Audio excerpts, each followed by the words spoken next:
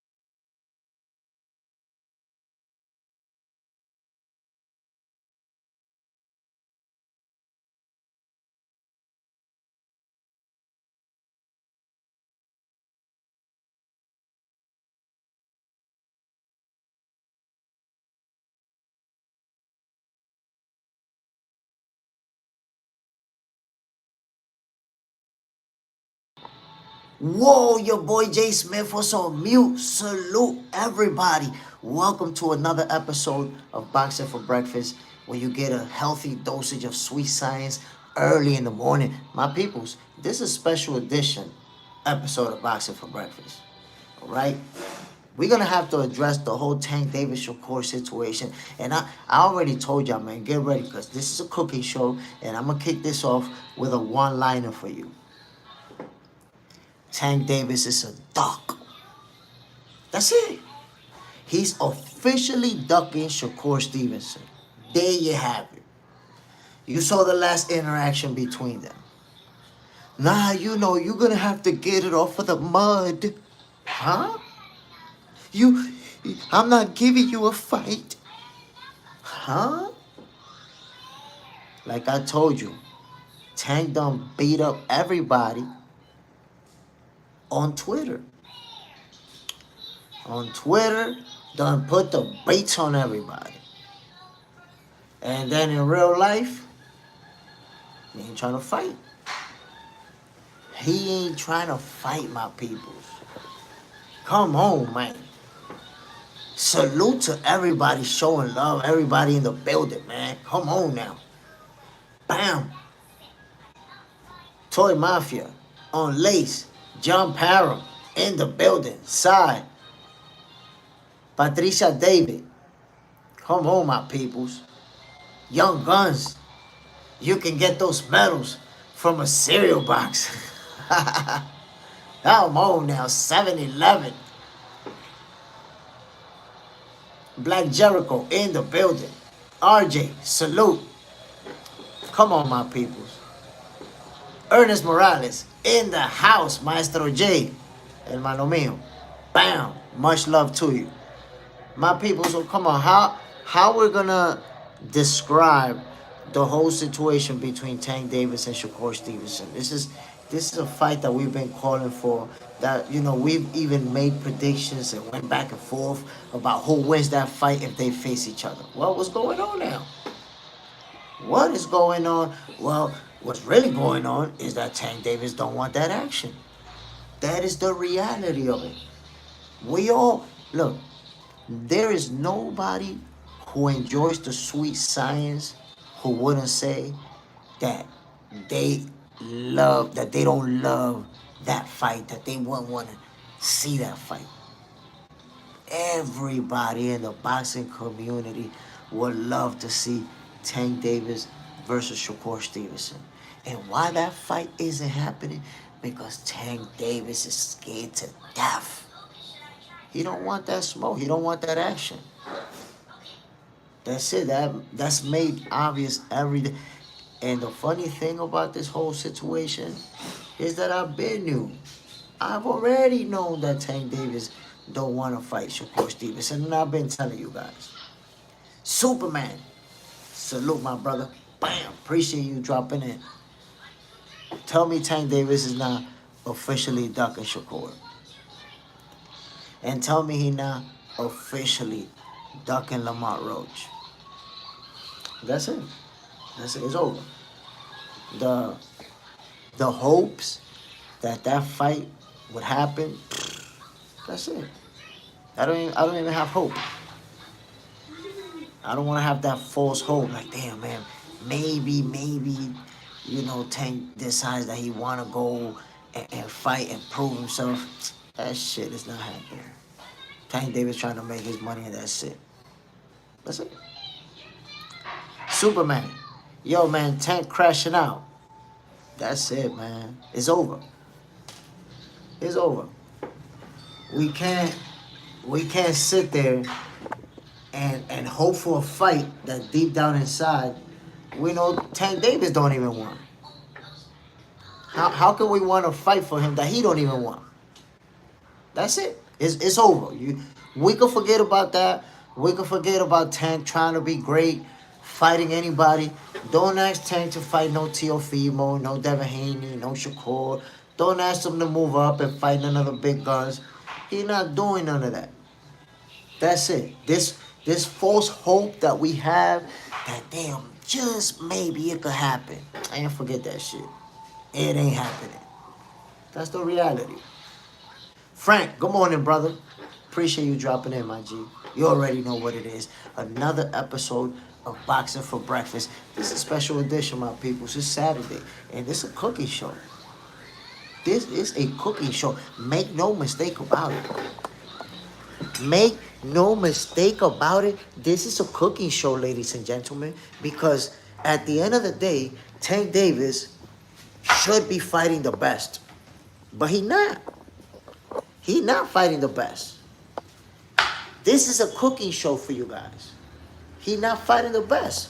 Look. Let me show you. Let me explain to you what's going on out here. Let me explain to you. Tank Davis he really not out there fighting the best. So that's why this is a straight up cooking show.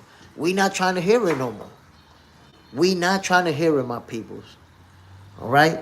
I understand that there's those who want to support no matter what and say that he getting the bag. We don't want to hear it, bro. We don't want to hear it. We do not want to hear it. It's going to be a cooking show because we got to call it how we see it. And I got to say, I'm very disappointed with the fans who want to straight up give props. Oh, he's getting the bag. And I'm just glad that he's getting the bag. Could have fought Lamont Roach and then got the bag. Would have fought Lamont Roach earlier this month or last month. And still got the bag with Jake Paul later this year. Could have did that. Come on now. Could have did it, homie. Come on.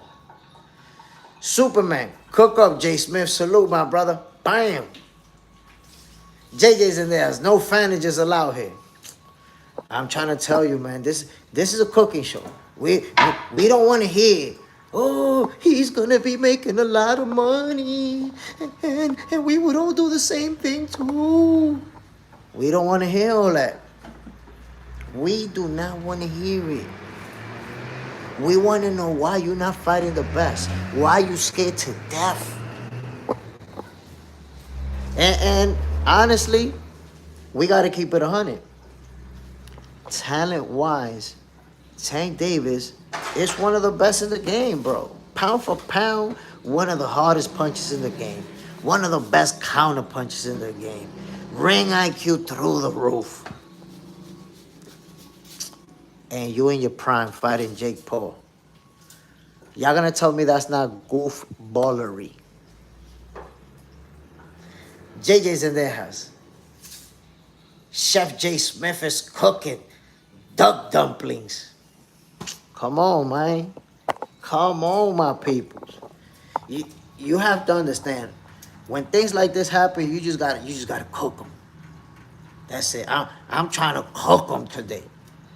Because, you know, he going back and forth with Shakur Stevenson and straight up using duck language. No, we're not going to fight.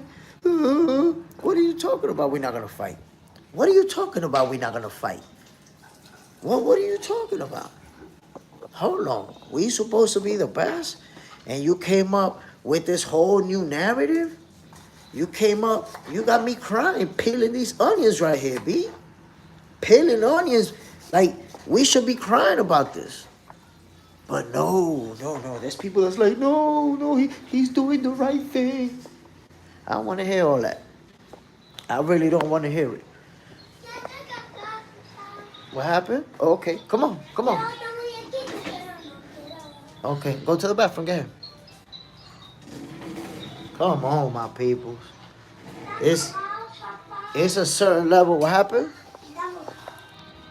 So go to the other bathroom. Go to the other one. Go. Okay. There's a certain level of disappointment in knowing that we have these two young fighters in their prime, and that fight simply not gonna happen because one of them doesn't want it to happen. One of them scared to death of taking that out. So, you know, it's hard to not be disappointed, my people, because we know the type of talent that Tank Davis brings to the table. We know the knockout power. We know the expectations. People say if Tank and Shakur fight, Tank is going to knock him out. Those expectations of what would happen if they fight each other.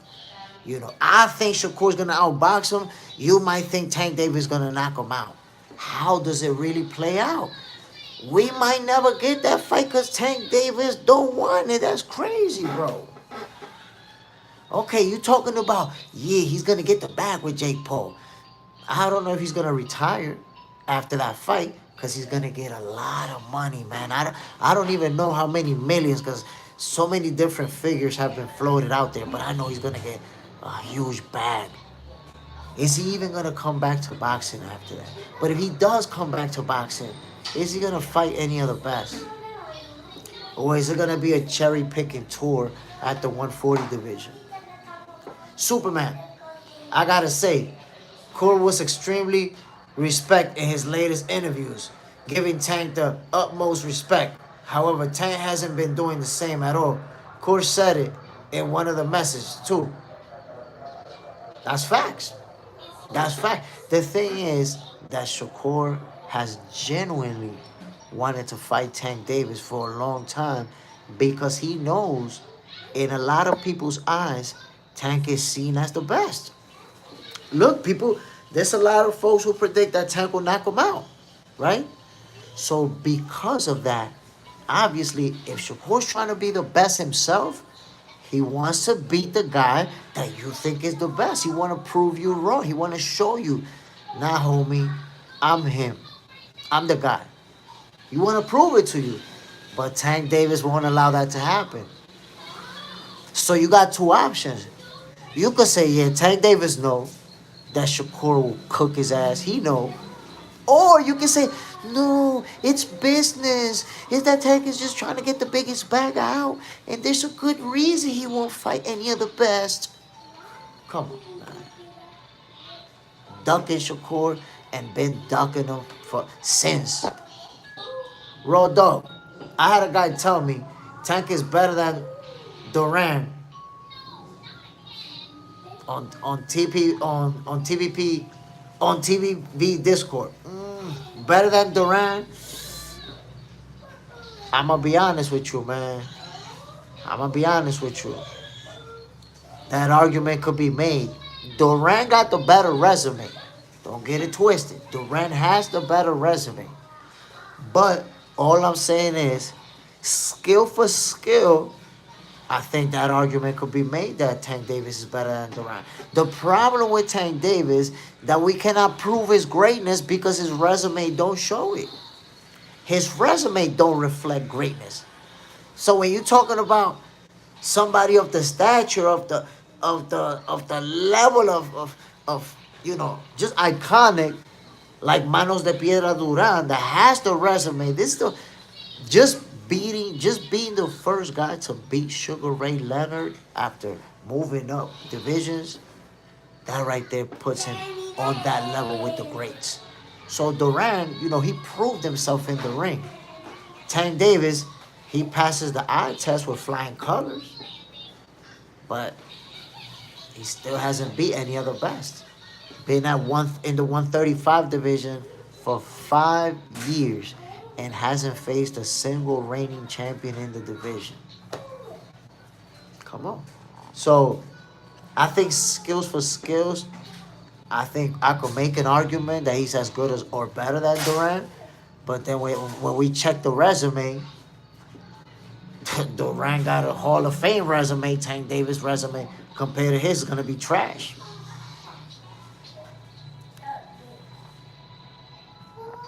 JJ Sendejas, is everyone ready for the Crawford parade? That's fire, man. That's fire. Terrence Crawford, gonna celebrate his historic win. Deserves it, 100%.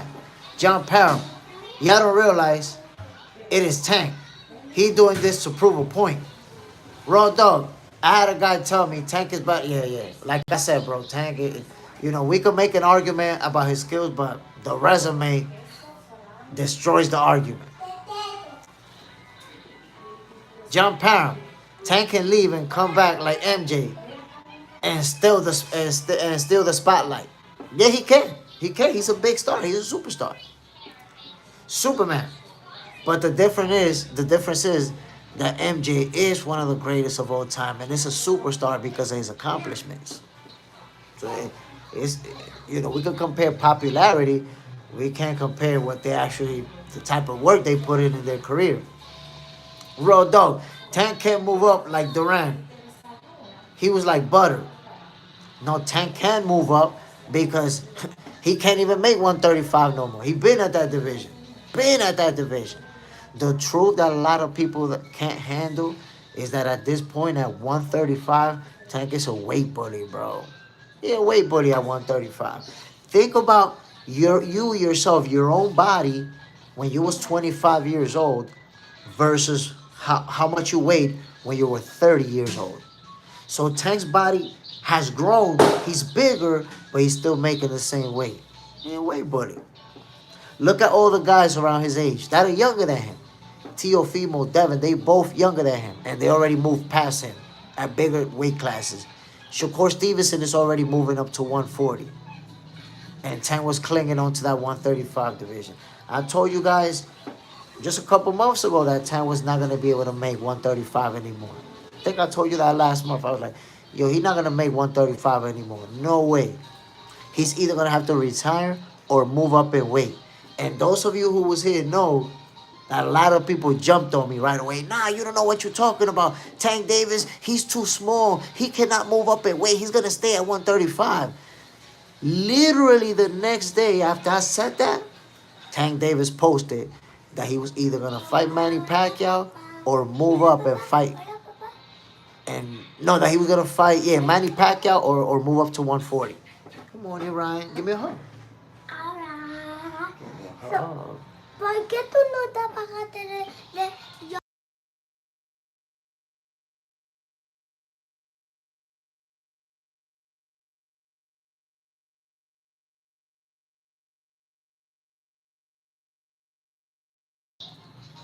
Just Do Boxing. Salute, my brother. Appreciate you showing love. You already know what it is, man. We talking boxing. We talking about the whole Tank Davis situation, man. Why he don't fight the best. Why people have this point of view that changes when it comes to Tank Davis. Come on now. The next day, after I said he was going to have to move up, he posted that he was moving up. Why? Because he can't make 135 anymore, bro. Your body from 25 years old to 30, your body changes. Boxing junkie, gonna retire. He hate the sport. MS, salute, my brother. Bam, JJ Sendejas. Morning, Ryan.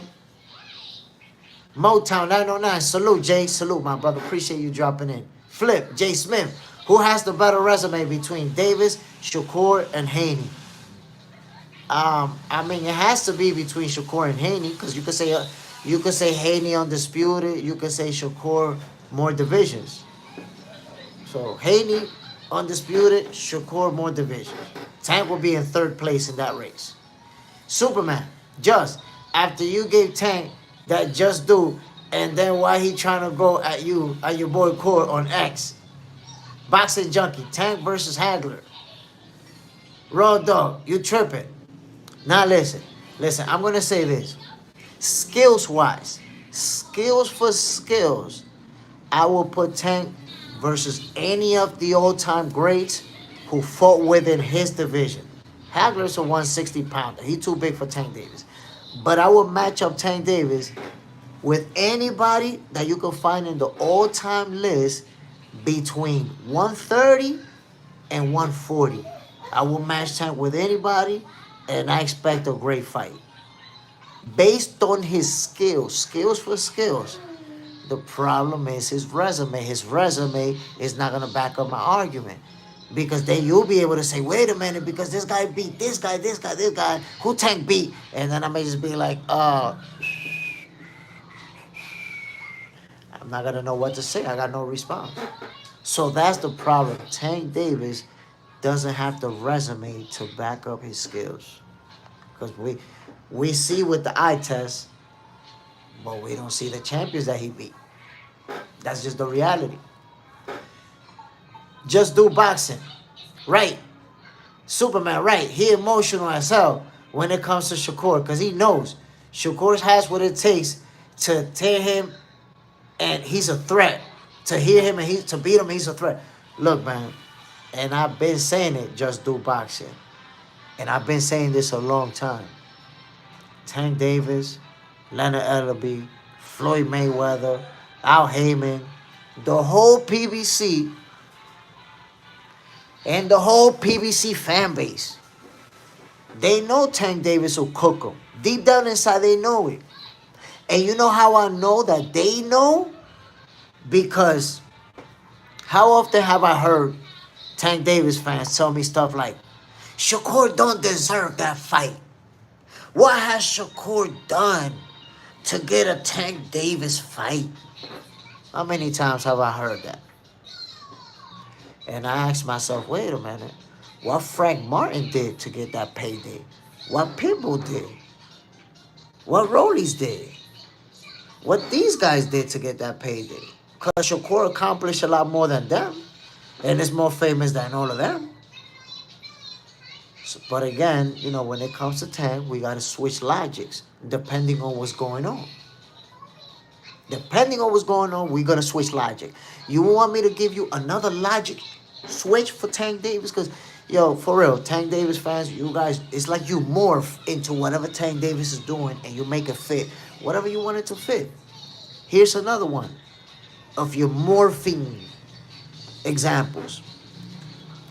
We all, as a collective, we disagree on a lot of stuff, but then we all agreed on Jake Paul.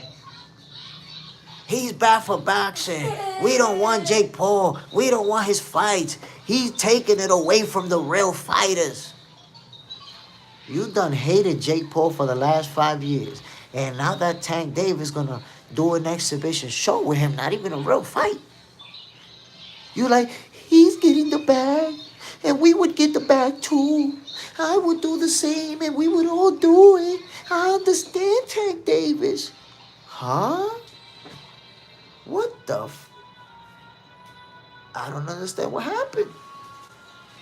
How you went from you can't stand Jake Paul, he not good for boxing, to, oh, nah, this is great. This is a great thing. They getting the bag.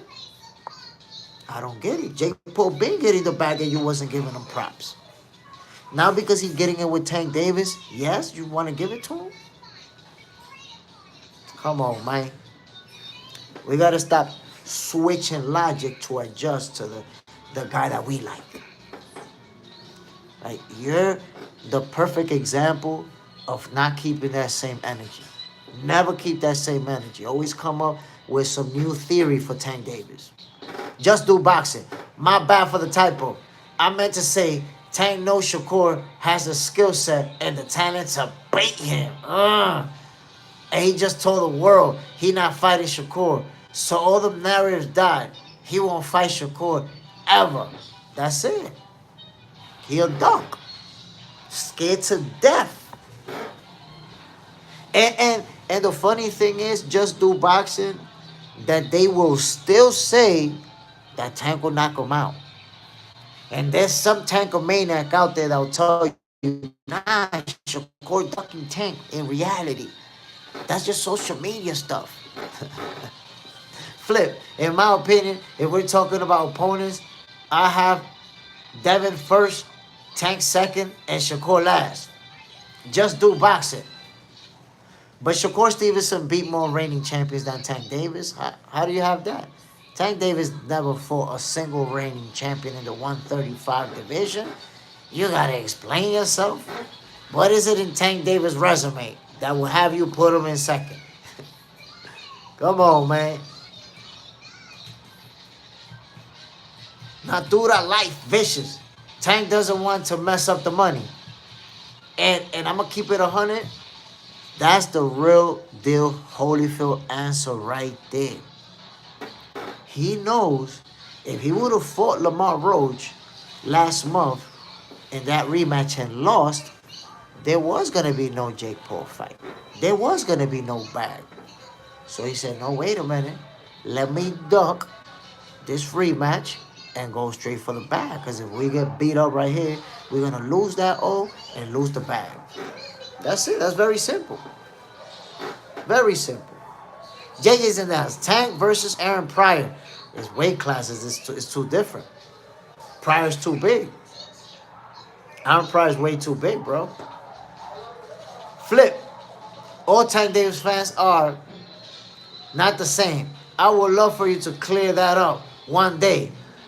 Well, no, look, all Tank Davis fans are not the same, but you are definitely one of those. You are one of those because you're one of the ones who's always spreading out negative narratives on Shakur Stevenson, who's always talking negative about Bud Crawford, who's always ignoring everything that Tank Davis does, who's always morphing to adapt to what Tank Davis wants to do. You one of those that is talking about he's about the money, you know, he's getting the bag. So you are one of those. Don't separate yourself now. There's two different types of Tank fans, but you one of those. You one of the narrative spreaders, the diminishing fighters. You one of those for sure. Superman. That's a fact. And it's sad because Tank has the skill set and the look to be everywhere. We know he can be. Bro, Tank Davis, and I always say it, when it's time to talk about his skills, he passes the eye test with flying colors. The speed. Let's talk for a second for Tank Davis's skill set. Let's talk about his skill set. His speed. Super fast hands. Super fast. His power.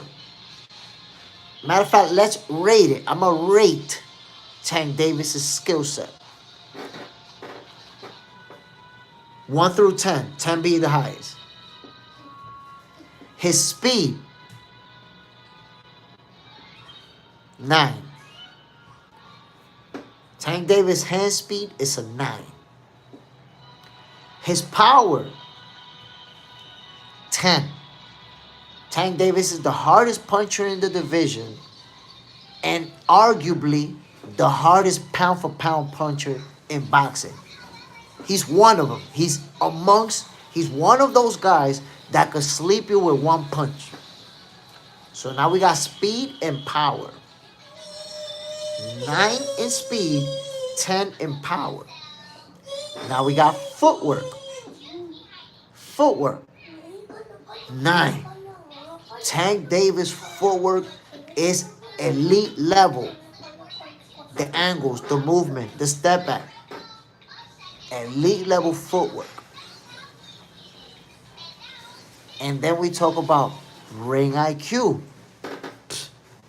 9.5. Elite level ring IQ. Counter punching. 10. Tank Davis is one of the best counter punchers in the game. One of the few fighters who can knock you out with a counter punch. That's tough to do. You got to have serious power, but you got to have serious timing to knock somebody out with a counter punch. We've seen Tank Davis do it multiple times. So, combination punching. 10. Punch placement. 10. Bro. Defense. 8.5. Tank Davis has real good defense. Not the best. We can't say that he has the defense like Shakur, like Devin, like guys who rarely get hit. But he can turn it on and be hard to hit.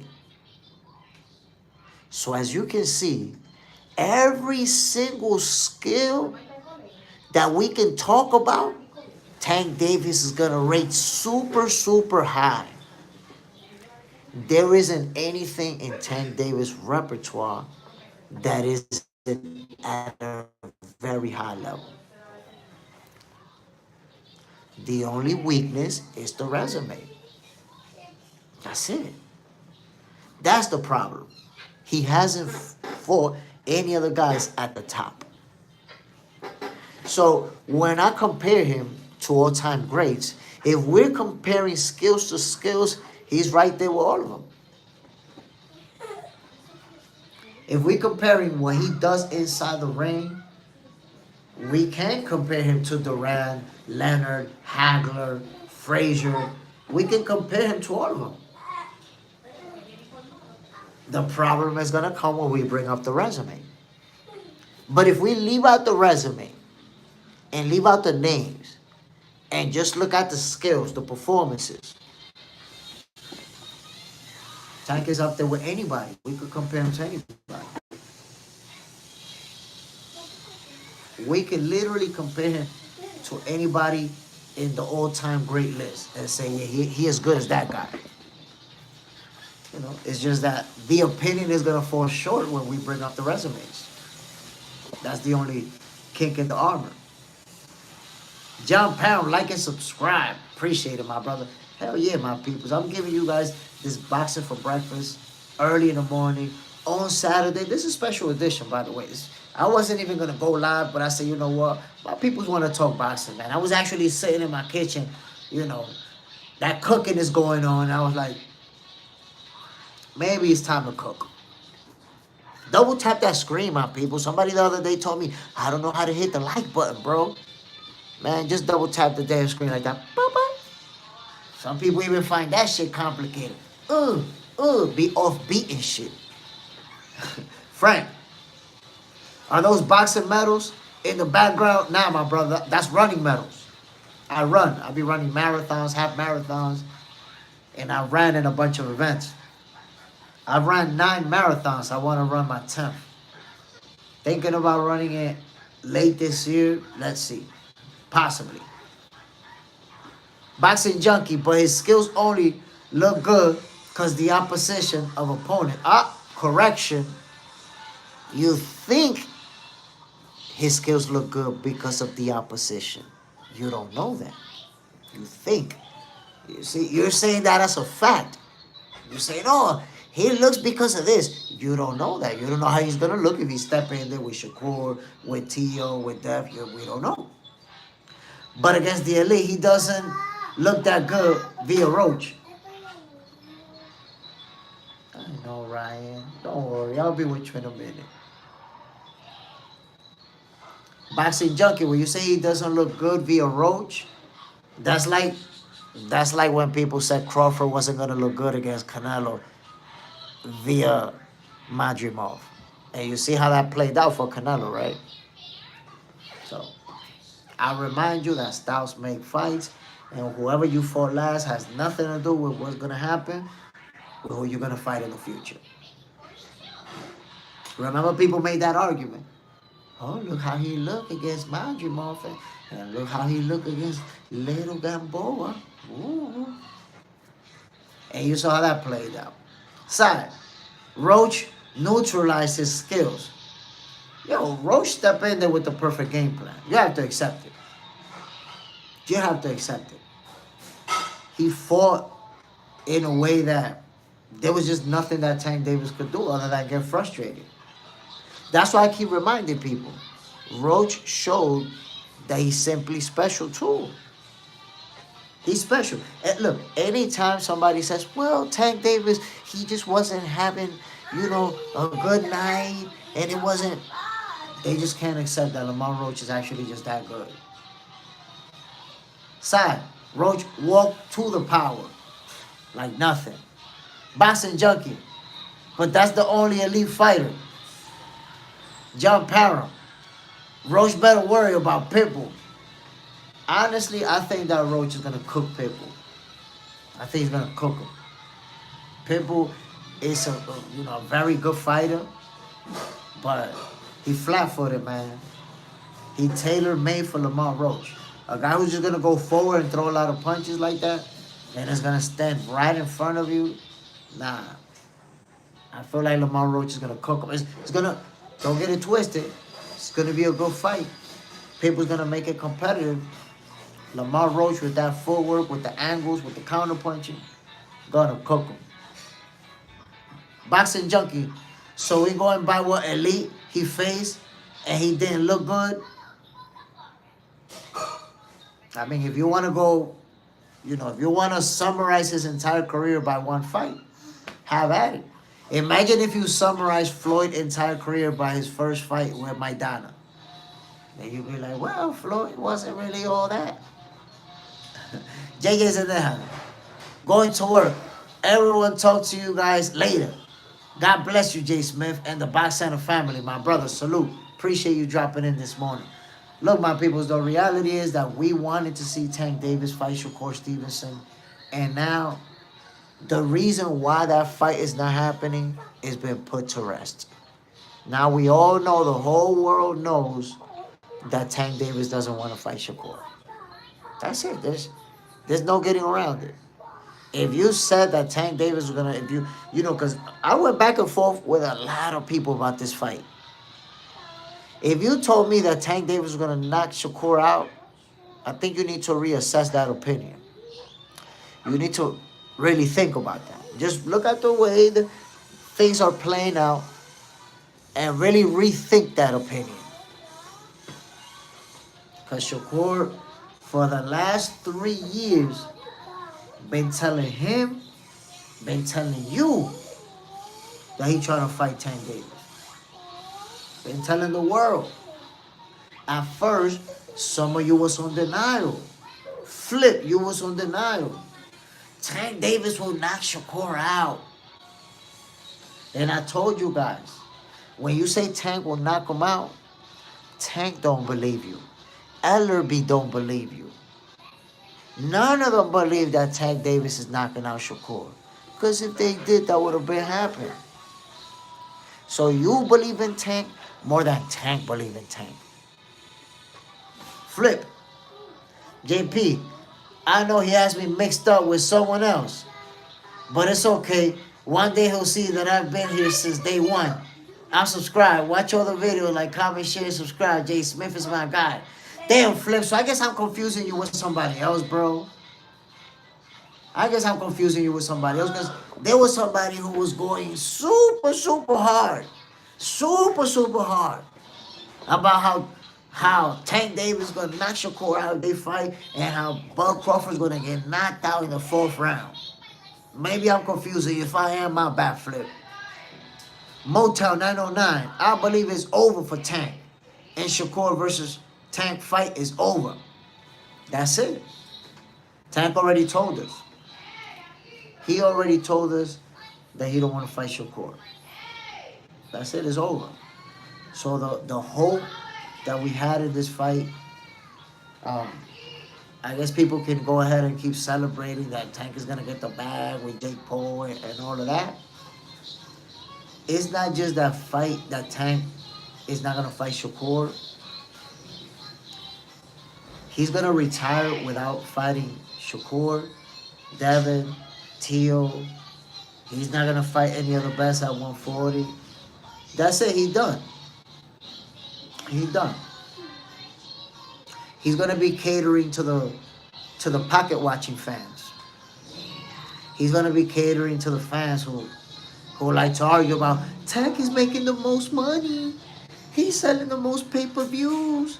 He catering to those fans. But everybody who actually wanted to see him fight the best, everybody who actually wanted to see him fight the big boys, we cooked. That's it. We done. We can forget about that fight. Deal with disappointment. Natural life victorious. Tank will make double the money if he lost to Roach or Shakur. Even if he lost to either, because he will make the money on the rematch. It's not just that. It's not just that. You have to consider the fact that Tank Davis has been making millions for how long? How many years have Tank Davis fans been telling us?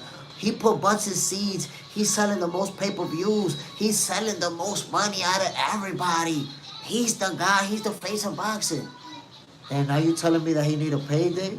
What the hell's going on around here? What kind of goofballery are we talking about? According to you, he's been making the most money all these years. Now he need a payday? I don't know. It's not adding up right. Boxing junkie. That's Tank's fault that we're judging him by the resume. He looked spectacular against smaller or B-level fighters, but when faced with an equal, he didn't look good. You're only as good as your last fight. So, look, man, they built a narrative around him, and his fans bought into it. Remember, it was a very long time that they started doing this brainwashing of the Tankomaniacs, where they started telling them, we don't need titles. We big stars. We bigger than those titles. We don't need that. We don't need the names. We don't need to go to the other side of the street. We the most famous people. We the ones who make more money and do more pay-per-views. All those goofy ass arguments, instead of people rejecting it and say, shut your goofy ass up and go fight the best, the Tankomaniacs, they ate them up and started using them in debates. We talking like, yo, this guy's better, this guy's better. Yeah, but Tank make more money. Huh? Yeah, this guy beat this guy got a better resume. Yeah, but Tank put more butts in seats. Like, what the hell's going on out here? So, people got brainwashed into making those arguments for them. You don't gotta fight the best. You could get that check without fighting the champions. Ain't nobody demanding him to fight them. His fan base, they're not asking him to fight those champions. Why should he? Motel 909. Tank have get the payday from Shakur or Devin. Of course, those are huge paydays. That's why people look goofy as hell talking about, no, Tank is only about the money. He's just about the money. He's not really about... Bro, you think he's going to make more money fighting Frank Martin than he's going to make Shakur Stevenson? You think he's going to make more money fighting Pitbull Cruz than he's going to make versus Devin Haney? Come on, man. Come on. Yes, it's about getting the bag, but it's also about avoiding the best. It's also about not fighting the guys that could give you that L. Aroma Sound. I doubt he was even making that much money. Just like his 6-fight deal that was supposedly bigger than Mayweather. Man, listen. People be capping. People be capping. But again, you know, all I see is that Tank Davis consistently has avoided fighting the guys that are looked at as the best. Consistently. Natural life. Tank controls those he fight by weight draining them, but Roach came in good and gave him problems. That's the thing, man. Roach was a cherry pick gone wrong. Let's be real. Roach is a cherry pick gone wrong. He was brought from the 130 division. He was supposed to get knocked out. A lot of us predicted that he was going to get knocked out. That's what they thought was going to happen. And then he ended up cooking Tank. Boxing junkie. Tank wants to be the fighter that don't need Turk. The funny thing about that, I have the video, I'm going to show it. Explain to me how a couple years ago, Tank was like, I'm the face of boxing. And now, he's like, nah, I'm not the face of boxing. I'm just a guy boxing, making money. You look like a goofball. You sound like a goofball. Now you don't want to be the face of boxing no more? You know why he don't want to be the face of boxing no more? Because Shakur Stevenson is up his ass. That pressure. How much more can you keep cherry picking? And saying, I'm the best, I'm the best, I'm the best. Eventually, that pressure's going to be up your ass. You keep saying you're the best, fight the best. So now that he's going to straight up dunk Shakur Stevenson, that's it. The only way that he could get that pressure off of him is by saying, nah, I'm not really the face of boxing. I'm just a guy who fight, making a lot of money. I ain't fighting you. Look at that. How your fans telling everybody that you're the face of boxing, and you're telling people that you're not the face of boxing. You're embarrassing your fans, bro. Yo, Tank Davis embarrassing his fans. You're embarrassing your fans by saying that. John Parent, we don't need Tank versus Dev. I mean, I would like to see that fight. I think we need Tank to get in there with Dev, with Shakur, and with Tio. We need that. You 30 years old and avoided everybody. It's time for you to fight everybody. I think we need that.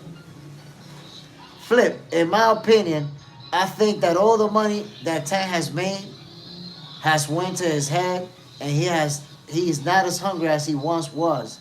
And that sucks for the boxing fans. That's a very favorable opinion that you have, Flip, because at no point in time do you acknowledge that he simply don't want to fight the best. So everything that you're saying, it could make sense, but he don't want to fight the best because he don't want to take a L. He don't want to fight Shakur because he feel like Shakur will beat his ass. He didn't want to fight that rematch with Lamont Roach because he feel like Lamont Roach will beat his ass. So don't skip that part, Flip. Come on now, bro. I know about the money. You guys keep bringing up the money, the money, the money. But don't forget about the ducking. Don't forget about the ducking. Kano Crush. MS, you're right. Devin is done. Courtesy Norman Jr. We got to see, my people. Because look, Devin Haney's an elite level fighter. He's an elite level fighter. So I want to see how he's going to look versus Brian Norman Jr. And I told you guys before, you see that fight, that last fight, that he moved around a lot. I know that Devin is getting a lot of flack for it. I think that was a very smart fight to make. Salute Agent 17, in my opinion. Why? He got pummeled in his last fight. You take a lot of punishment to the dome piece. So why would you go to your very next fight and be in a slugfest where you're going to take some big shots? And you fighting Jose Ramirez who got power? Nah. Take this fight to use your footwork, move around, don't get hit a lot. Preserve that brain and get that easy W. That's exactly what he did.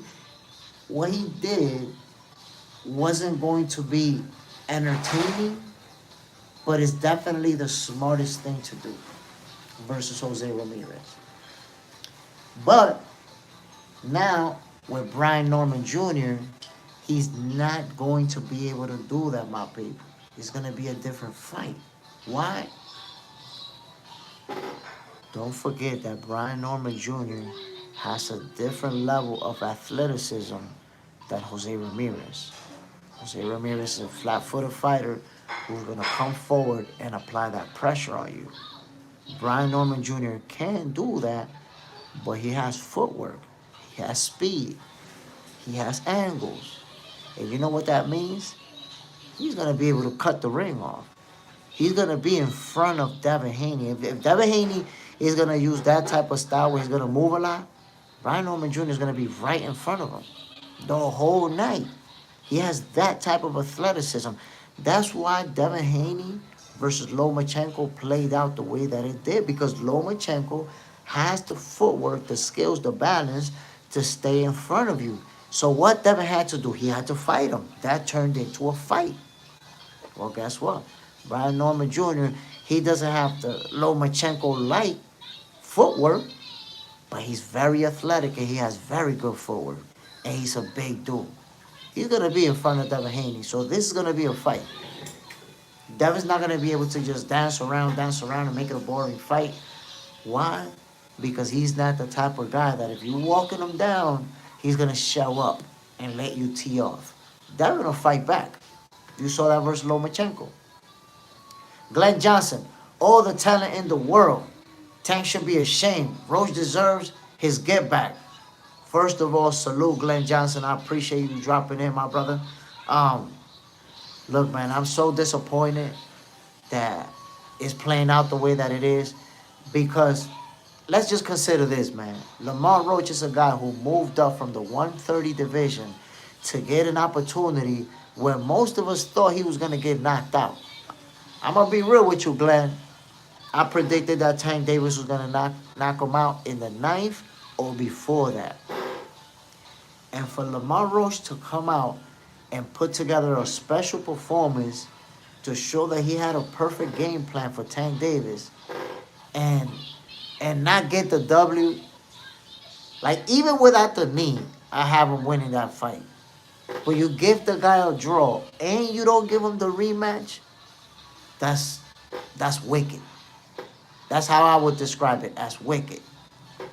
Sammy Chiba, I want to see the Haney fight progress. I want to see the Haney that fought progress. And that's what I'm trying to tell you, though. That Devin Haney fights depending on the type of opponent he got in front of him. If he got a flat-footed fighter, he's going to use that footwork and dance around him. But if he got a guy who has athleticism, who can move, who can apply that type of pressure, he's going to fight back. And he's going to put hands on him. Glenn Johnson, I thought he would get knocked out by the 8th. And I don't blame you, my guy. You're in the 130 division, moving up to fight the hardest puncher at 135. I categorize this as Lamont Roach is a cherry pick gone wrong. He didn't stick with the program. He was supposed to move up and get knocked out. You're a 130 pounder. What is you doing? And then Glenn Johnson, who would have thought that this guy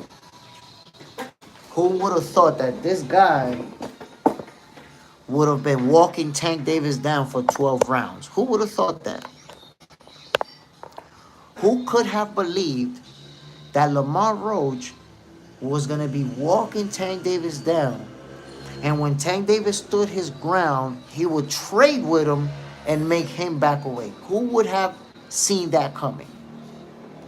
Nobody. MS, Tank may need a sabbatical in boxing. If he bounces back, he's coming in stronger than ever. If he never returns, may see him on the streets of Philly under a bridge someday. Hopefully not, man. Hopefully not.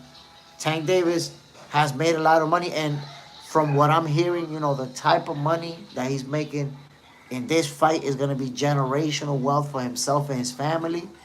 So hopefully he's just going to be smart with his money, and that's it. If he calls it a day and he's able to remain wealthy, that's it. Go for him.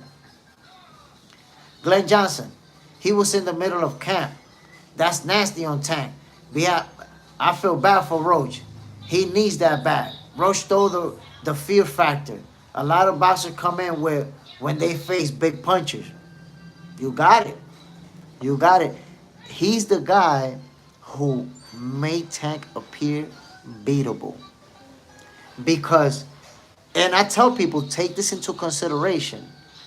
Tank Davis is a fighter who nobody absorbed his power and could just stand there in front of him. It's almost like you ate one of his punches and you went on the run, and now he's going hunting. Lamont Roach stood right there with him. So now it's like, oh man, once that happens, future opponents, they don't go in there feeling like, oh my God, this guy. Nah. It's kind of like, I compare it to when Mike Tyson lost to Buster Douglas.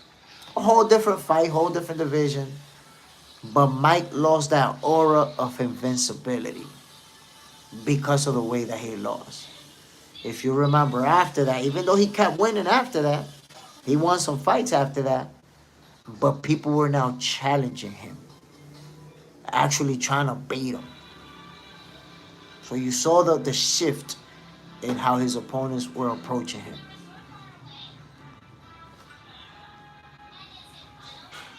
Boxing junkie. Tank is on drugs. Look at his face during the hair press. He looks strung out. Looking at Jake Press, he looks strung out. I don't know. I would say that's more of conspiracy, my brother. I don't know about all that. He could be stressed out, had a shot of coffee. There's a million different things that could explain that. It's stressed out. Million different things. Maybe he just finished tweeting about Shakur. Because, whenever somebody asks Tank Davis about Shakur Stevenson, his whole facial expression changed. His whole mood changed. He could be smiling. They ask him, why you don't fight Shakur? He could be like this. Yo, why you gotta ask me that? Shakur ain't done nothing. Why? What Shakur done for me to give him an opportunity? I don't gotta fight him. My mans was saying just a couple of years ago that Shakur was on his list and that he was gonna fight him and that a contract was gonna be sent over. I don't know. I don't know what to tell you, my peoples. If not keeping the same energy was a person, that's Tank Davis. And I'ma just look.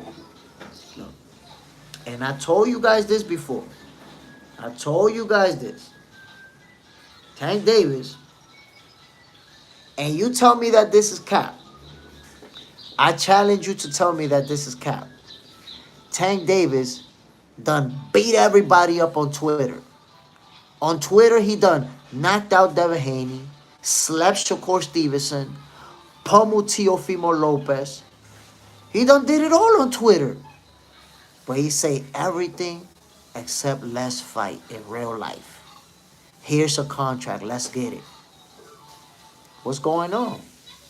How you beating up everybody on social media when it's time to fight?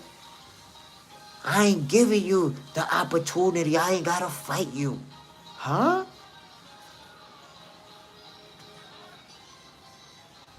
I don't understand it, my peoples. That's what I could tell you. That's what I could say about that. I don't understand it. Boxing junkie, Tank gets super irritated. That is fear, my boy. I'm telling you, he went from saying that he was going to whoop Shakur Stevenson to not even wanting his name mentioned. Don't mention his name to me. Yeah. Glenn Johnson, when you mention Shakur to Tank, he act like a catty, feminine, like a catty female. I heard somebody saying that he exhibiting female traits. When Shakur name come up, I think about the Tank Davis. You know when he was, that video that he dancing, shaking his hips and shit, and slapping his hips? I think about that Tank Davis. Fight night. Ella B acting like a diva protecting Tank. Of course, Ella B, man. But look, I respect Leonard Ella B because that's his promoter. That's his guy. That's, you know, he's doing everything he can to protect Tank Davis' image. People don't realize the first time that we heard Tank Davis was the face of boxing, it was Leonard Ellaby. Leonard Ellaby's the first guy that started saying Tank was the face of boxing. Then other people started saying it, and you know, Tank Davis started saying it himself. But they're the ones that created we're the face of boxing stuff. So Ellaby's done a great job of promoting Tank and of keeping him away from the guys that beat him up. Glenn Johnson, he act like how Charlo act when they mention Bud. Exactly. Remember how Charlo used to get, why you mention Bud? Well, wait, why you mention he in another division? Don't mention him. He gotta fight somebody else. They get real zesty. They some zesties, festies over there when they mention these fighters to them. But I digress. At the end of the day, Tank Davis can fight whoever he want to fight. And he chose not to fight any of these guys. And I'm going to tell you what. To me, it's over. He's not only he not going to fight Shakur because he told him straight up he's not fighting him, but he's not fighting Devin. He's not fighting T.O. He's not going to move up to that 140 division and fight any other best. That's just not happening. That's it. The people that are Tank Davis pocket watchers, they're going to be happy. They loving that zesty energy that he putting out there. But the people who wanted to see Tank Davis fight the best, we cooked. We done. Diablo, loco, esa vaina está de pinga, güey. Esa vaina está de pinga. Disappointed as hell. That's what we get. And look, let me turn this thing around. Let me see. Look. And my people, you tell me if I'm lying. The people that's pocket watching Tank Davis, they celebrated him because he making the bag. So if you're a pocket watcher, you happy. You loving the zesty energy that he expressed for Shakur. Zesty festies. But the people who wanted to see the best fights, the people who wanted Tank Davis to fight Shakur Stevenson, we cooked. We is cooking there. We not getting it. We done. Come on, tell me I'm lying. Tell me I'm lying. Superman, this is a fire cook. I'll be back. I'm watching this parade. Enjoy the parade, my brother. Bam. Flip. Superman. You crazy, my boy. Look, man, all I'm saying is that this is a fight that we all wanted to watch. This is a fight that we all wanted to see. Tank Davis, man, skills-wise.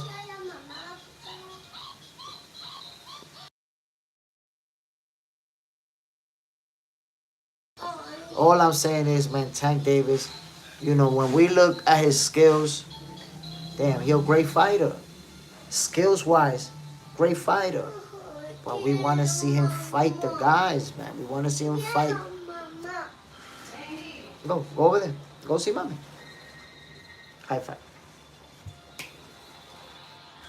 Glenn Johnson. Back in the day, Jay, we used to rarely know what a fighter made or cared about it. Glenn Johnson, I promise you, this is something that I brought up so many times during the show.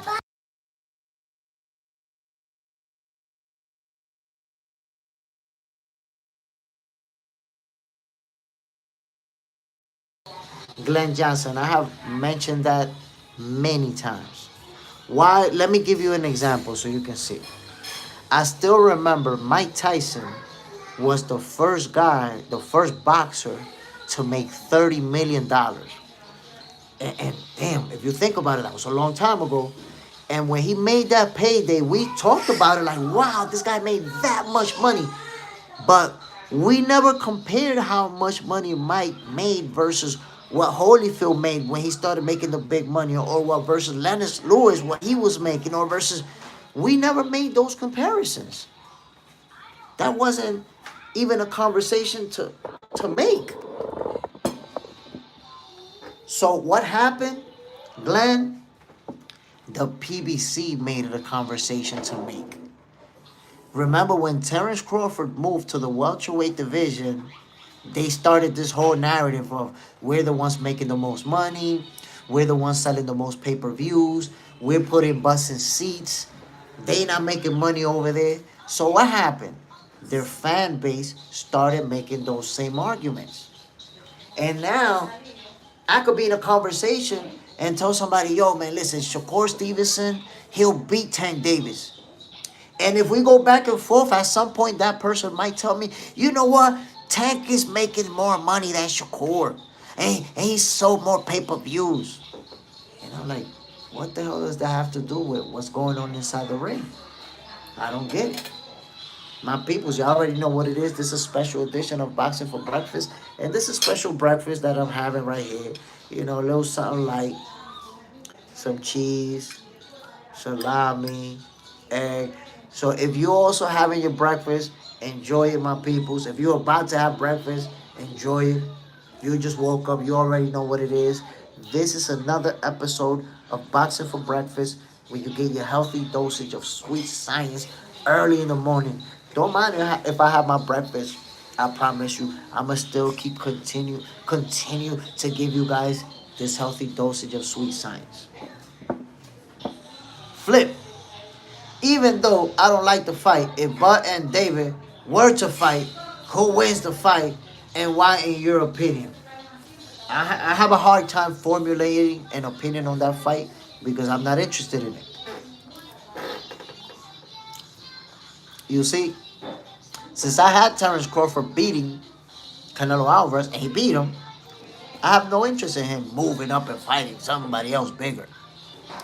So Flip, you for example, had Canelo knocking Crawford out, and that didn't happen. So you want to imagine him fight somebody bigger. You want to imagine a scenario where he could finally get beat. I don't have to imagine it. My guy won. I'm just celebrating. I think Crawford should fight who he wants to fight. He's the face of boxing now. Once you become the face of the sport, you earn that right.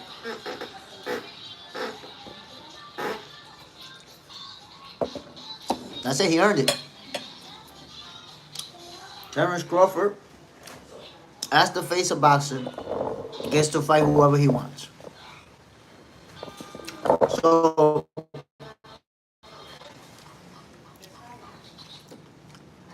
I'm not gonna sit there entertaining the, oh, if he fights the bigger guy, he's gonna lose because this guy's so big. Nah. He'll fight whoever he wants. If you ask me now, if you ask me my opinion who he should fight next, then go ahead, go to 160. Become undisputed once again. Beat the champions over there. Become undisputed in the 4th division.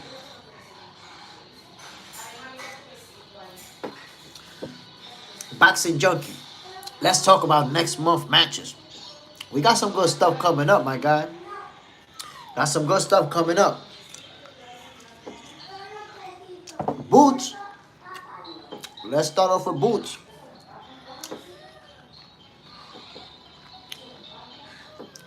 The guy that Bouts is fighting, I hear that he's really good. Haven't seen him fight. I've seen some short clips. Let's see what type of opponent he's going to turn out to be. But I will say, I'm interested in seeing, even though this is a tune-up type of fight, I'm interested in seeing if Bouts is going to carry his power to 154. He should. Boxing Junkie. Let's talk about next month's fight. Boxing Junkie. Okay. There you go. Boxing Junkie. Jerron Ennis versus Wisma Lima on October 11th. Joseph Parker, Fabio Wardley, and Sebastian Fondora and Keith Thurman, October 25th. Who you riding with? So, I got Bouts winning that fight, but I'm interested in seeing how he's going to look in his debut in the 154 division. Is the power going to carry up there with him? It should. Because he's a big guy. I'm pretty sure he struggled with making 147. So, let's see. Can he win in spectacular fashion, or is he going to struggle versus this guy? We'll find out. Joseph Parker versus Fabio Wardley, bro, that's going to be a slugfest. That is going to be a slugfest.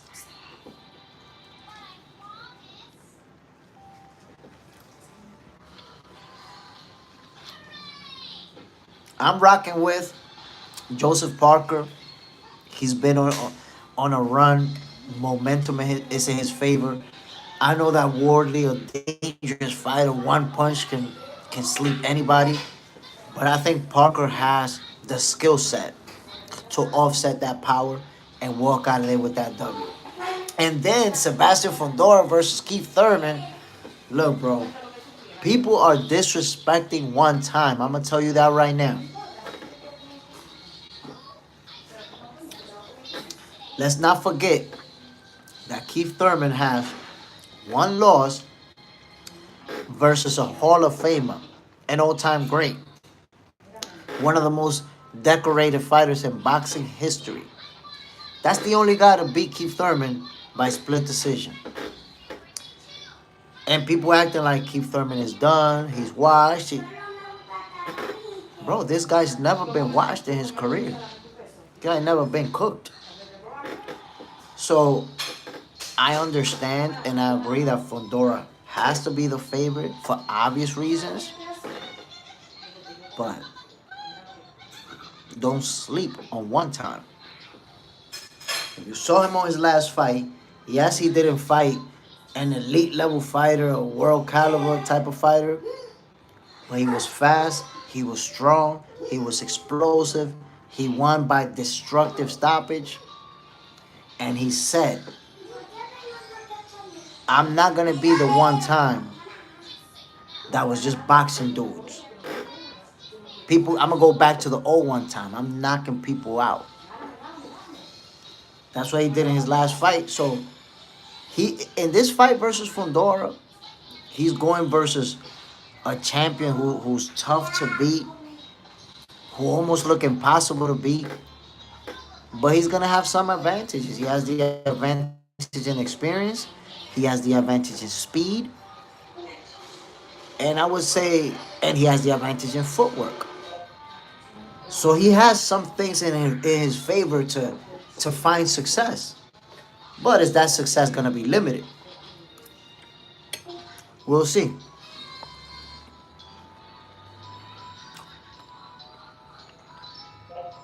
I have Fundora winning a tough fight. Keith is gonna put him, might put him through some adversity.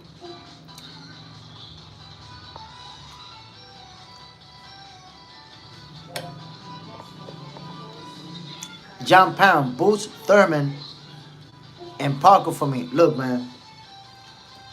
Boots, Thurman, and Parker. Okay. Oh, you got Thurman with the upset, becoming a world champion once again in the 154 division this time around.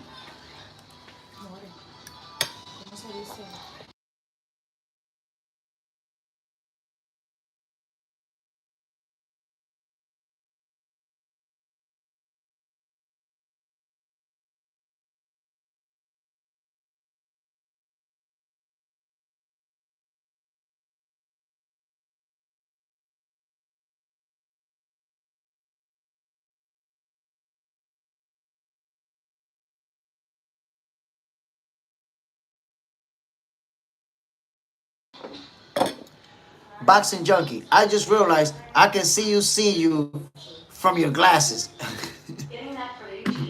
You can see me, seeing me, and seeing your comments. Real eye, real for eye, word for word. The tower has gotten better though, but one time is the vet. That's one thing, man. Sebastian Fundora, we have to acknowledge that he's a different fighter, man. He's a different fighter. I feel like ever since he lost, you started seeing him develop that jab more. But after that first fight with Tim Tszyu, we're seeing that jab a lot more. Not after the first fight. Like in that first fight, we started really seeing it. And that's it, man. A guy with that type of reach and that type of jab, a problem.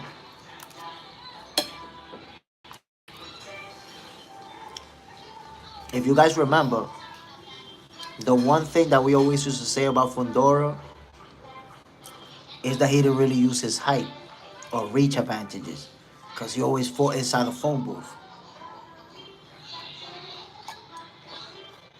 It's like, damn, why you not using that reach? He will constantly be trading on the inside. Boom, boom, boom, boom. And y'all remember that's how he got knocked out.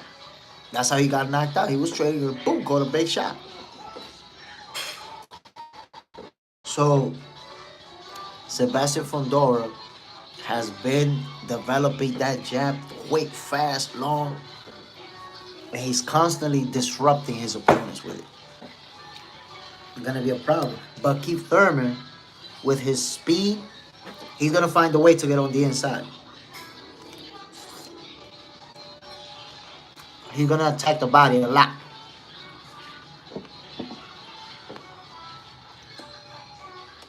And because of the difference in speed, you're going to see some success. You're going to be sometimes that Keith will be able to get on the inside quick, pop, pop, pop, pop, pop, and put together a combination. You're going to see it. But I don't know how much success he's going to have with that constant long jab in his face. Is his success going to be limited?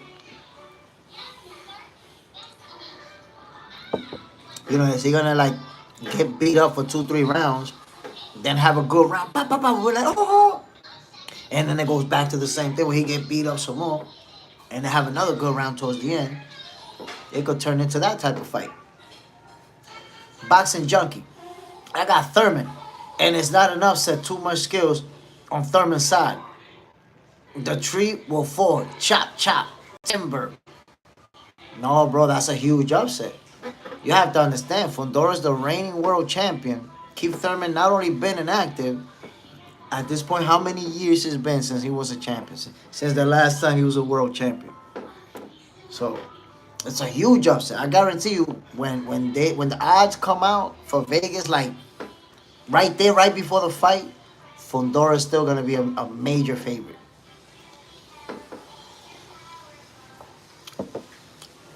Eye for eye, word for word. You're going to use a speed. Look, I'm gonna be honest. I believe that Keith Thurman is gonna put up a fight. It's gonna be competitive. It might even go the distance. This fight might even go the distance because Keith ain't never been stopped, and it's hard for me to see him get knocked out. Maybe it could happen, but I don't see him get knocked out. So this could actually go the distance and him lose a competitive fight. Eye for eye, word for word. Keith Thurman going to use his speed, his power. He's going to play them in the inside. He's going to give him a chance for that long reach.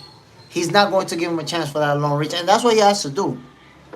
You know, if you're fighting somebody who has that huge reach advantage, you have to fight him on the inside. You have to be on him like white on rice.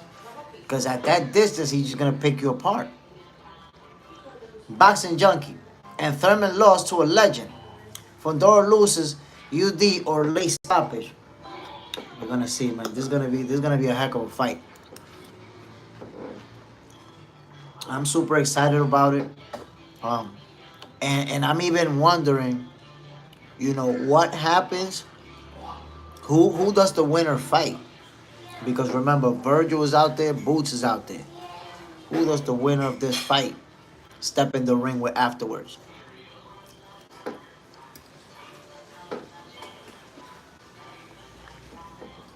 Boxing junkie will set up Charlo versus Thurman. I mean, I want to know what's going down with that Charlo versus Spence, man. I don't know if y'all do like me, my people, but the egg is my favorite, so I leave it for last. Look at that egg. What you know about the sunny side up egg? Yo, y'all don't be doing... Listen, my people. If you're a grown man, you don't need to be eating no scrambled eggs. You're too old for scrambled eggs. Okay? If you're a grown man and you got respect for yourself, you got to eat the egg like this. You don't need to be scrambling eggs. This is what it is right here.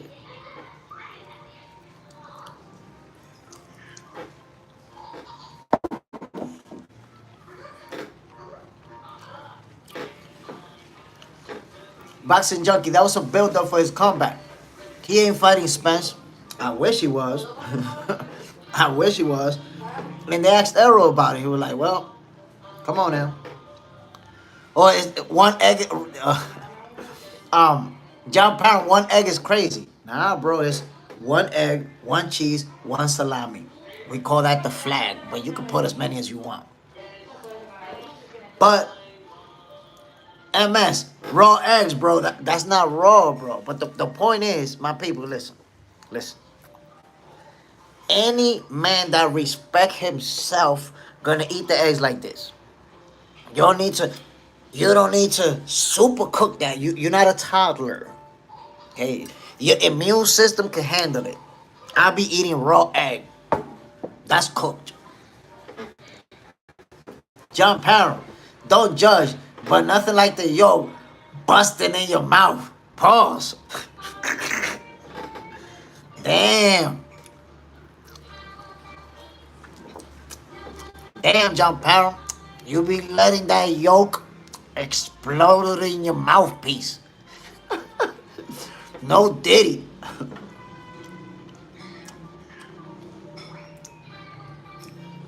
John Parham, I make mine a little bit more done. But don't scramble that shit. That's for teenagers.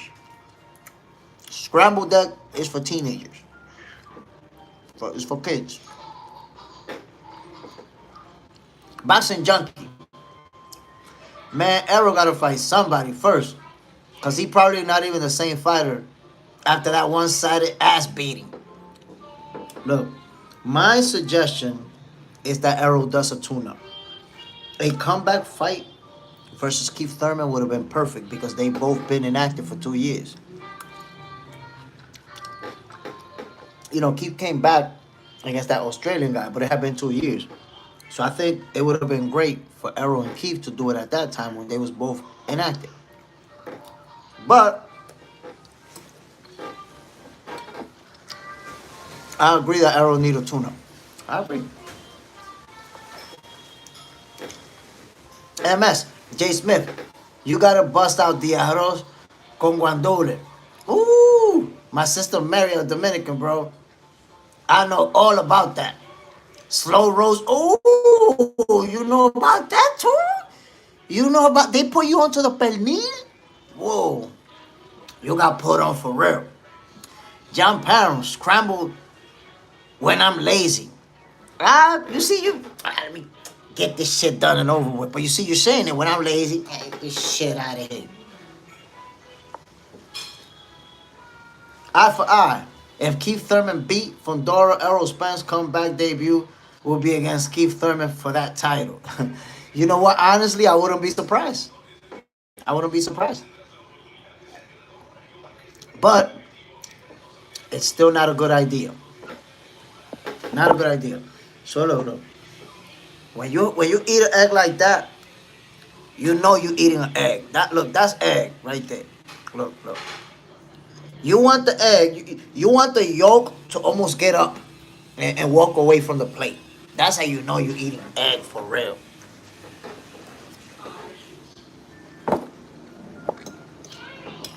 I want that yolk to be ready to go.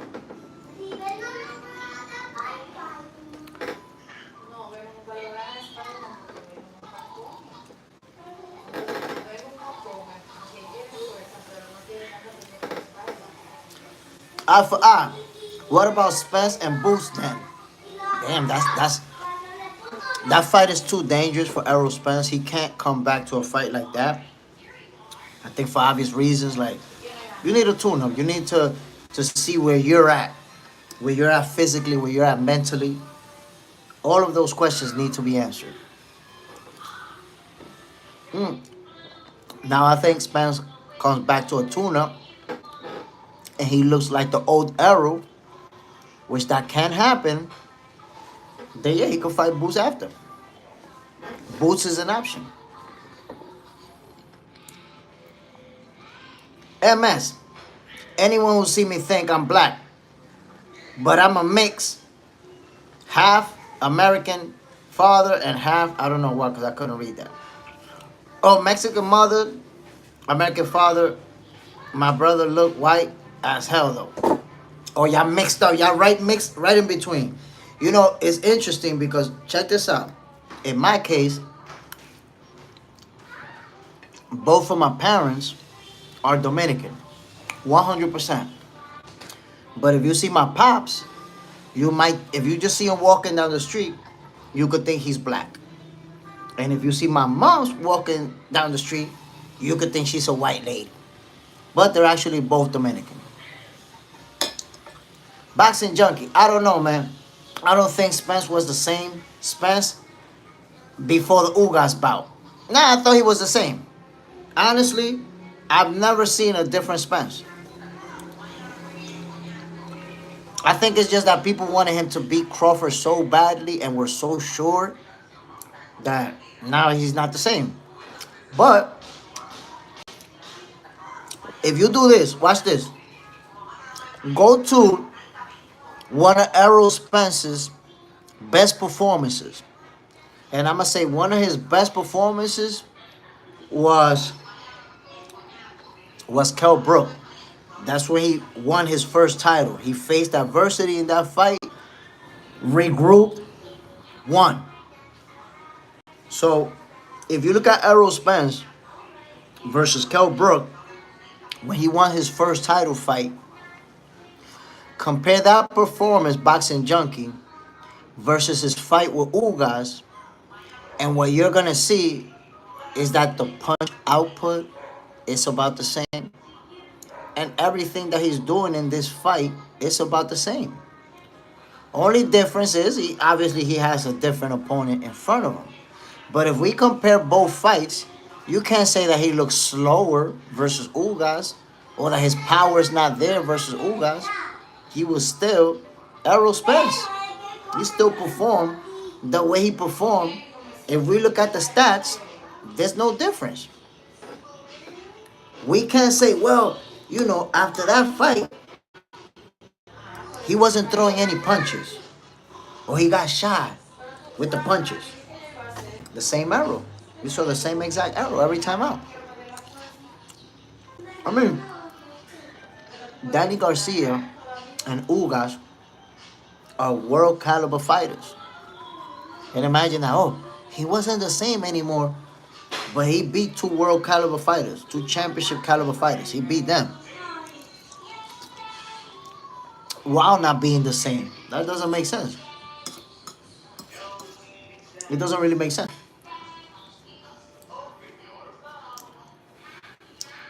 Boxing Junkie, I knew Bud was gonna whoop that ass, regardless. But he wasn't the same fighter.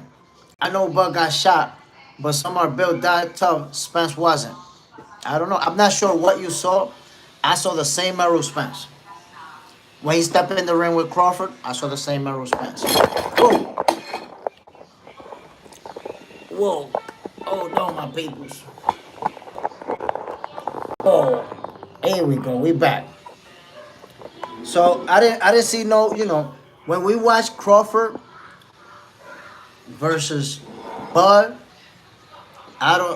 Crawford versus Bud. When we see Errol versus Bud, I don't see that Errol was slower. I don't see that his punch output wasn't there. I don't see that his speed. I see everything in that fight that I've always seen from Errol. The only difference is that he was with the best fighter in the world that night. That's it. That was the difference. Eye for eye, word for word. The difference was he put some lumps on my man Ugas. I'm telling you, how he wasn't the same versus a world champion that he beat.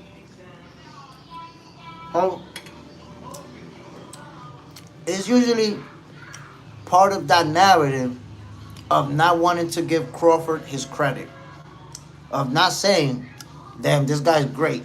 Beat a great fighter. Instead of that, the conversation becomes about diminishing his opponent.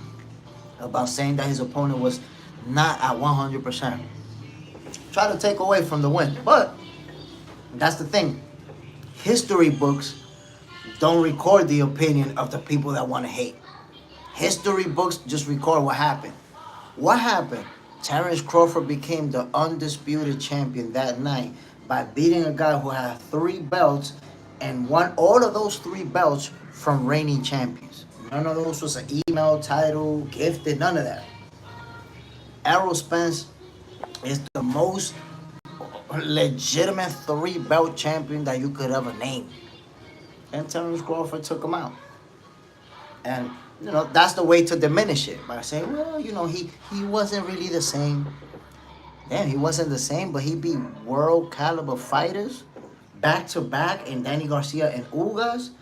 I would say he was definitely the same, my people. He was, without a doubt, the same.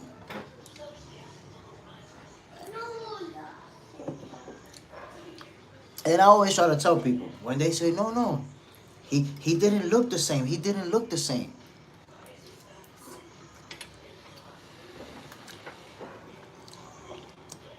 Did Tank look the same when Roach was whooping his ass?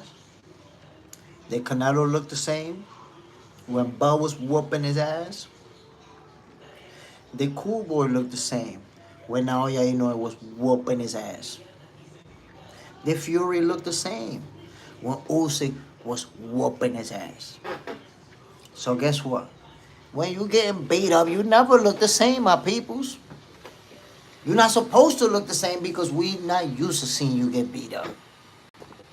It's going to look different. If you look for every great fighter that had a fight that they got beat up, they're going to look different. If you want to make up an excuse for them, you can. But the reality is that they just got somebody that's better in front of them. That's just the truth.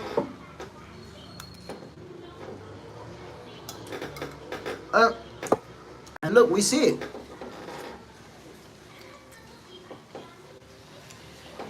We see it. There's a reason why right now Terrence Crawford is the face of boxing. John Parham, hell bye. Time you finish, it be lunch. Well, I'm done. That's it. I don't even want to eat no more.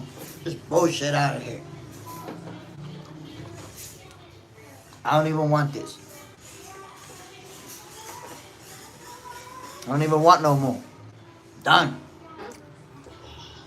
Wes does it. Jay, you just said the realest shit ever, brother. I appreciate it, my G. I appreciate it. And I do my best to do that consistently. I make sure that if we tuning in, if you guys are rocking with me, you're going to hear some real shit from me. I could trash talk. I could tell you that Canelo got beat up like a third shift Walmart supervisor. I could do that. But I'm also going to be honest and tell you the truth. And tell you what other people don't want to say. Boxing junkie. Should he retire on a high note or should he go conquer 160?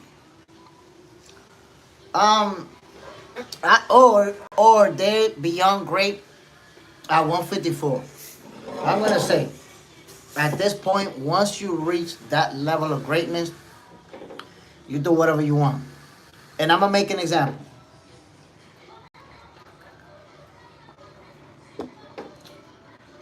Andre Ward, who retired undefeated, said that what Terrence Crawford should do is retire. Because he already has such an important accomplishment in boxing. He's about to turn 38 years old. A retirement for him right now would be perfect. If he retires right now, he's already a first ballot Hall of Famer. He's already the face of boxing. He could retire right now. And that's it, he's the guy.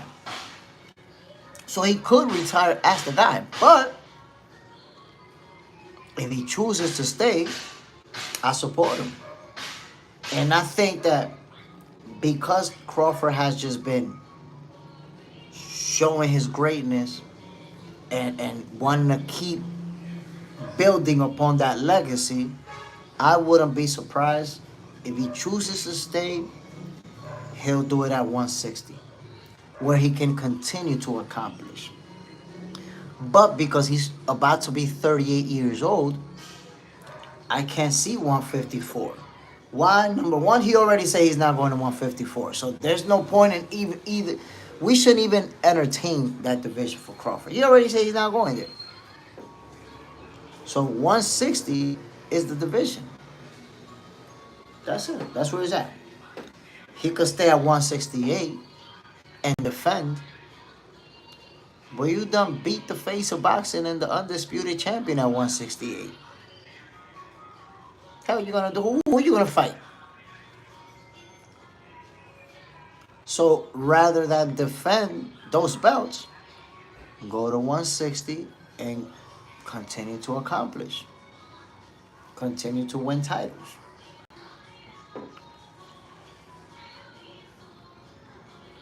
Eye for eye. Facts. Errol was good that night.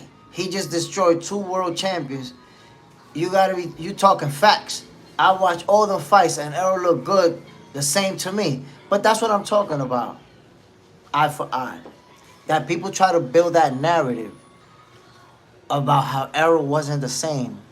Why? Because they just can't give Crawford that credit. They just can't say, yo, this guy's really the best.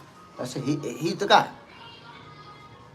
Because that might not be the case with Boxing Junkie, but that's the case with a lot of people who was saying that Crawford was gonna get knocked out by Errol. A lot of people. Errol's gonna knock him out. Errol's gonna knock him out.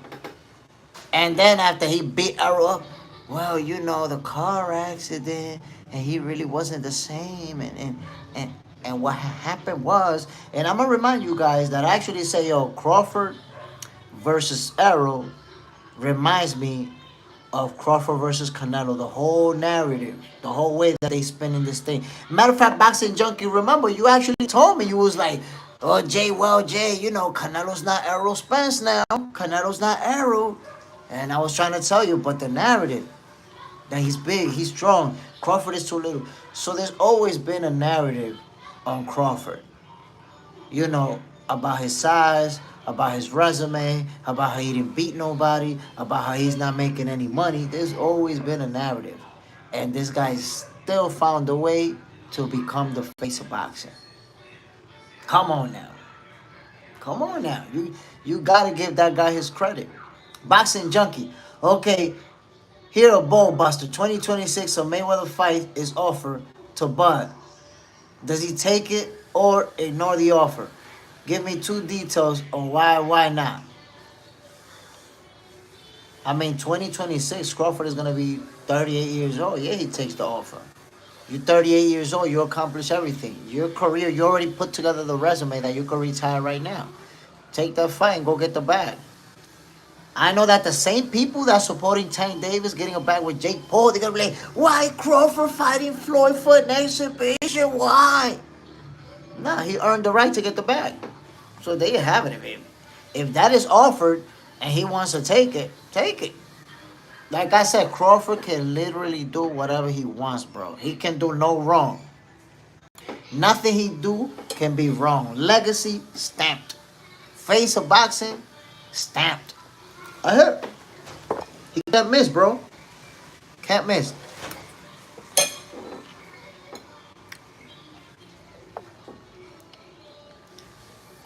Eye for eye. He also said he'll never fight Canelo at this point. He can't retire. He owed the Turk a favor. I mean, look, whether or not it's because of boxing politics, I don't think that Canelo wants that rematch with Crawford. And I read somewhere that Canelo signed a $400 million contract with Turkey, you know, multi-fight contract. But part of that contract, and something that Canelo's never done in his life, is that he don't get to choose his opponents. Like, there's a list that he had to agree, and he cannot choose who he fights. Now, I don't know how true that is. But $400 million, I guess that's enough to make you say, I'll fight whoever you want me to fight. And supposedly, Turkey wants Canelo to fight Beterbiev next.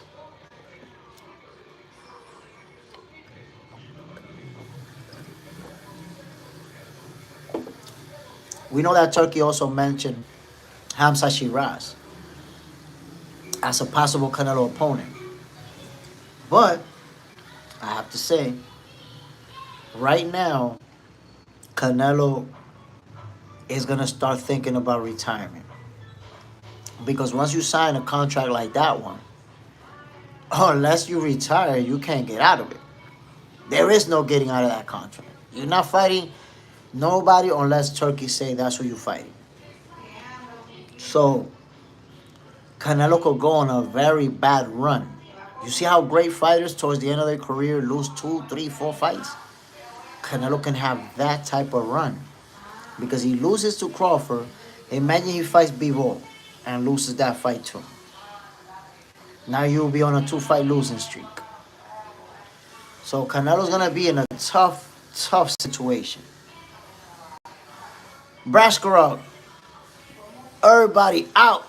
Toys is out. Diverse as Like I said, Omaha lit today. Salute, my brother. And enjoy it, man. Enjoy it, Brashkarov. I know that You've been rocking with Terrence Crawford, man, from the beginning, and you from over there, from Omaha. So I know you enjoying it, man. Salute to you and everybody in Omaha who's enjoying the parade for the face of boxing, man. Eye for eye. I've been watching Mayweather since he lost to the drunken master. Even at his age, I don't think he should fight Mayweather.